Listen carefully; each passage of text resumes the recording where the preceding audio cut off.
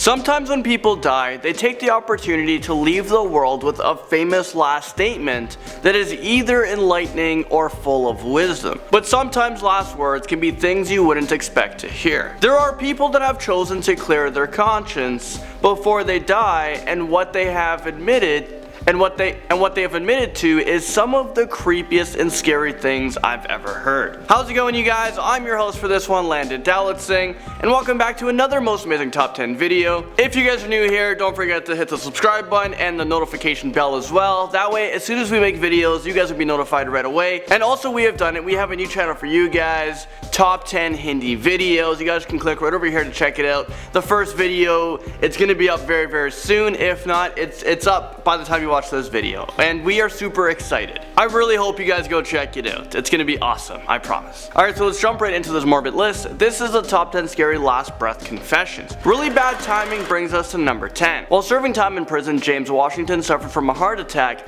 and he thought he was going to die. He desperately wanted to clear his conscience, so he began confessing something to the prison guard. He said, "I have something to tell you.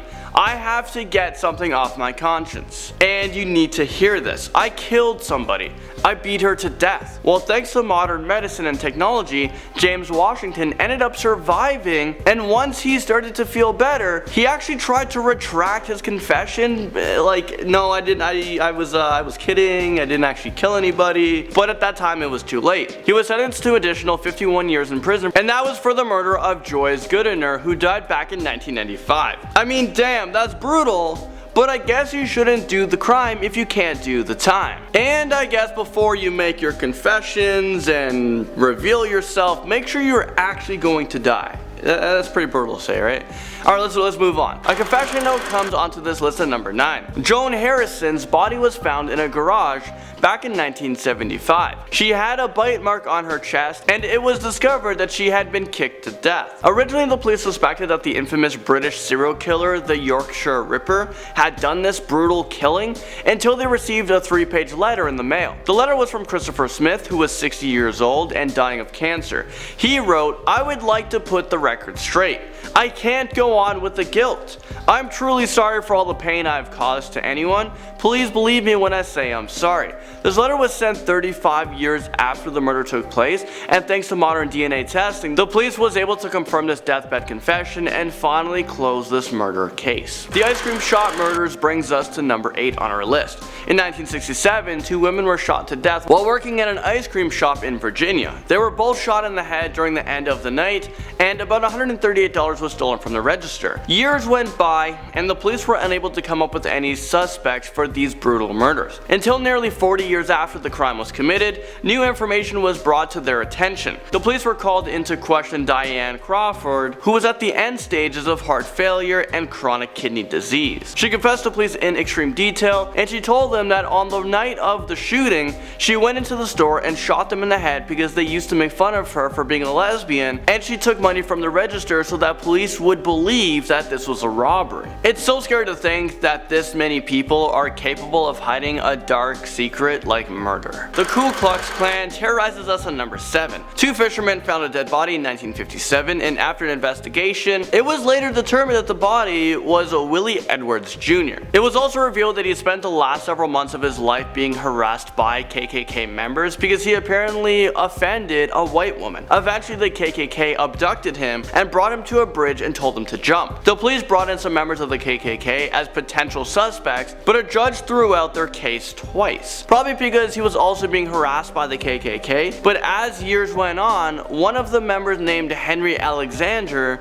confessed on his deathbed that he was actually involved in the murder. He also admitted that they falsely identified Willie, and he wasn't even the person who harassed the white woman to begin with. So essentially, he confessed to killing an innocent bystander. The man with a lot of skeletons in his closet takes us to number 6. Vernon Seitz was 62 years old when he told his psychiatrist that he had killed 2 children. I mean, is this real life right now? The psychiatrist had no choice but to call the police to report the murder, but once the police arrived, Vernon had passed away from natural causes. After his death, the police investigated his home, and and they made some pretty shocking discoveries. And yeah, you guys guessed it. They found that he had a collection of videos and photos of young boys who disappeared back in 1989, and they found a bunch of other inappropriate videos and pictures. However, Vernon Seitz hasn't been formally charged with any murders since his death, even though he confessed to at least 2 murders. A scary skeleton creeps onto this list at number 5. After the police received an anonymous tip, they discovered the skeleton of Mohammed Taki, and he had been buried underneath a patio for 12 years.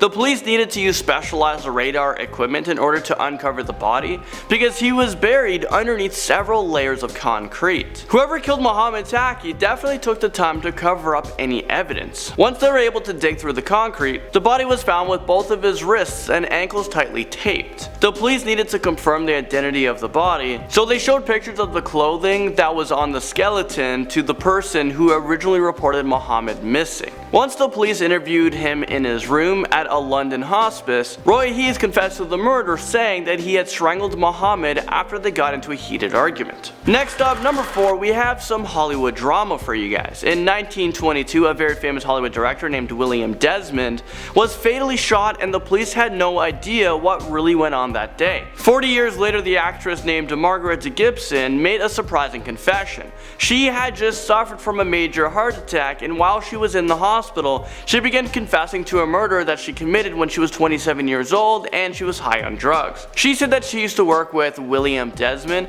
and even though she was never considered a suspect in his murder, she was the one who brutally killed him. After she confessed, it took another couple of years before her deadly secret was made public. An infamous murder stabs his way onto this list at number 3. Otis Toole was a drifter and a serial killer who was serving time behind bars for 6 counts of murder. He was dying of liver failure, so that's when he turned to his niece and made one last creepy confession. On his deathbed, he told his niece that he was the one that was responsible for killing a 6-year-old named Adam Welsh back in 1981. He said that he abducted him from a Sears department store and decapitated his head. But he was never convicted of the crime because even though he confessed, he later recanted his confession and the police didn't have enough evidence to convict him. How the hell do you just take back a confession, and why would he confess to a murder on his deathbed if he didn't do it? A guilty conscience brings us to number 2. Back in 1974, a 17-year-old girl named Amy Billing went missing in the area of Coconut Grove, Miami. Her disappearance shocked the community because there was no witness or explanations. As decades went on, her body was never found and police were unable to make any arrests. But while on his deathbed, a man named Paul Branch made a chilling confession. He was a member of the infamous Pagans motorcycle gang, and he was also convicted of murder, but before he took his final breath, he admitted that his gang was responsible for Amy's death. He said that members of the gang brought her to a park in the Everglades,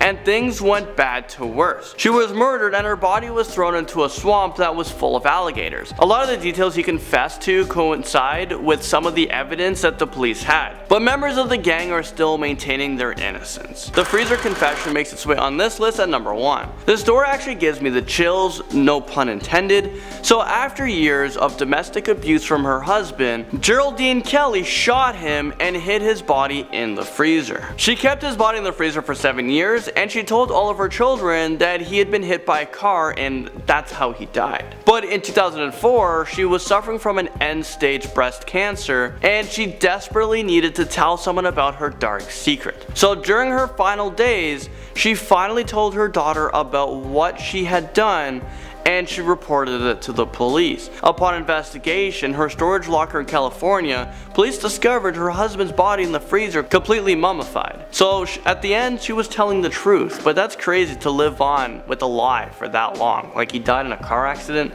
How brutal. Well, there you guys have it. This is the end of the video. Thank you guys so much, and I'll see you guys all in the next most amazing top 10 video.